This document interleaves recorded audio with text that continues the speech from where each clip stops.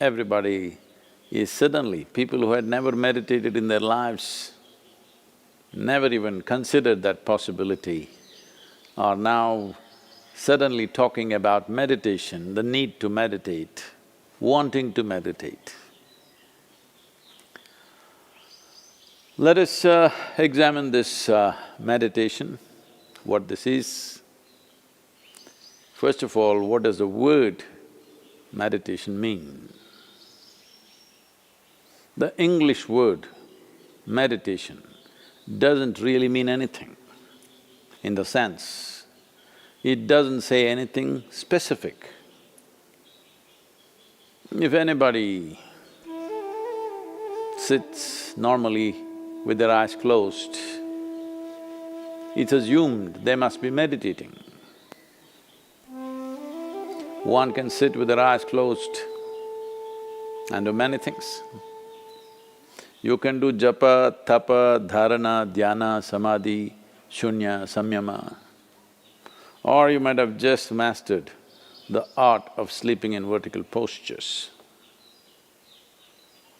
So the word meditation in English language doesn't specify anything. Generally we assume, or generally people assume that meditation means dhyana. In Tamil Nadu it's dhyanam, if you go little north, it's dhyana, if you go really up north, it's dhyan. If you go further up, it becomes chan, if you go little more east, it becomes zen. Same thing. So, what is this dimension that we are trying to describe with this word meditation?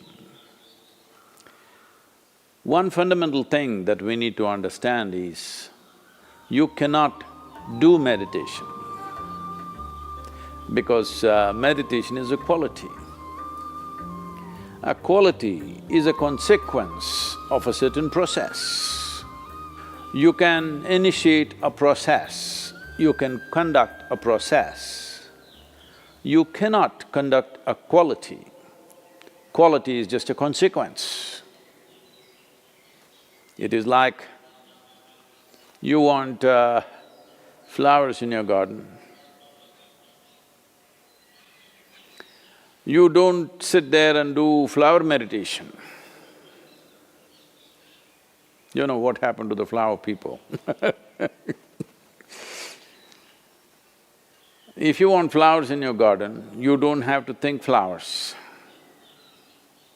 You have to think soil, manure, water, sunlight. If you conduct this process of these ingredients properly, flower and fruit is a consequence. But today, the world has become so goal-oriented. Because they're so goal-oriented, they are not interested in the soil, definitely not interested in the manure and all the other things, but they want flowers and fruit. If you want flowers without soil, manure, water and sunlight, well, you will have to settle for plastic flowers. Plastic flowers are very wonderful. Those who think of utility, it serves you in many different ways. It comes with a 5-year guarantee. Flowers are a nuisance. If you keep flowers in your house, you have to look at them at least 5 times in a day, what's happening, are they thriving well or not. But if you keep plastic flowers in your home, 5 years guaranteed, unlike your life. So essentially, the dimension and the process that you're referring to as meditation is very life-oriented. When I say life-oriented, today largely you're material-oriented or at the most mind-oriented, may be emotion-oriented, or physical body, which is a material again. Largely life has become like this. People's idea of life is, if someone says, "my life," you're supposed to understand they're talking about their job. They're talking about the economic condition in the country or in the world, about their car, maybe about their dog, sometimes about their husbands or wives. It could be anything. But the only thing that's truly life is what is throbbing in this. This is life.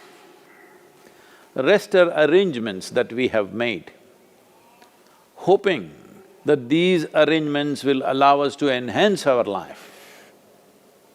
Whether it's education, career, relationships, marriage, children, wealth, whatever. All these things one is after only in the hope that it will enhance our life. As you know, most people, instead of enhancing their life, largely get entangled with these accessories. Accessories have become larger than the life process. Well, I think in a very cruel way, the virus is bringing focus on the life. You suddenly understand your expensive home has become a prison. Your expensive car is as good as junk because you can't drive it, at least for some time. So now naturally a whole lot of people are asking all over the world, how to meditate, what should I do? As I said, you cannot meditate, but you can become meditative because it's a quality. If one cultivates their body, mind, emotion and energies to a certain level of maturity, you will be naturally meditative 24 hours of the day. Meditation is not an impairment that if you're meditative, you have to close your eyes and be limited to one place. Meditation is a phenomenal empowerment that you can do whatever is needed in the world, whatever, I mean that. Whatever is needed in the given situation and still remain untouched by the process of activities that we need to conduct in the world. This empowerment or without this empowerment, in fact a human being is crippled because if what you have to think, feel, understand and act in the world is going to rub off on you in such a big way, naturally you will hesitate to do what is needed. Naturally you will avoid doing things that need to be done. In a way, the moment you are in a state where your own activity and the activity of the world around you and the activity of your mind and your emotion, once they're impacting you every moment of your life, then in some way you will cripple yourself because naturally you would want to keep the scale of your life very limited because activity, thought, emotion, involvement with life can cause enormous amount of suffering. Once there is fear of suffering, knowingly or unknowingly, you will limit the scope and possibilities of your life. Meditation means just this, in a very simple way if we have to put it. If you sit here, your body is here, your mind is there, who you are is little away from these two dimensions of physical body and mental accumulations. These two accumulations of body and mind, if a little space is a kriya, It's an extremely simple process, but a powerful tool. These three ingredients, your breath, your thought and your awareness, in the right combination, if you use them, your ability to use the mind and the body is so greatly enhanced that you almost look superhuman for somebody else. But I'm telling you, this is human. This is not about being superhuman. This is about realizing being human is super.